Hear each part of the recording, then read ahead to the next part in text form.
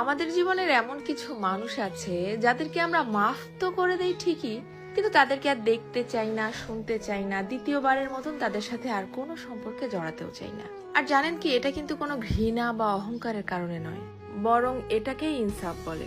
যে আপনি কারোর প্রতি কোনো ক্ষোভ, আক্ষেপ, অভিযোগ না রেখে তাদেরকে নিঃসন্দেহে মন থেকে ক্ষমা করে আপনার জীবন থেকে যেতে দিয়েছেন। আর ক্ষমা মানে বিষয়টা ঠিক এমন নয় যে তাদের সাথে আবার জড়াতে হবে। সৃষ্টিকর্তার ইশারা ছাড়া যদি পৃথিবীতে গাছের একটা পাতাও না নড়ে, তাহলে কে আপনার জীবনে কতদিন থাকবে বা থাকবে না, বা কাকে আপনার জীবন থেকে সরিয়ে নেওয়া হবে বা কোথা থেকে আপনি সরে আসবেন, সে সিদ্ধান্তও কিন্তু একমাত্র তারই ছিল।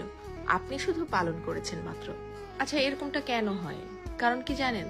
কারণ সৃষ্টিকর্তা আপনার ভালোর জন্য আপনাকে যে নেয়ামত দান করেন, সে নেয়ামতের কদর যদি আপনি ঠিক মতো করতে না জানেন, তাহলে সময় মতো সে নেয়ামত আপনার কাছ থেকে উঠিয়েও নেওয়া হয়, কিন্তু আমরা সেটা বুঝতেও পারি না।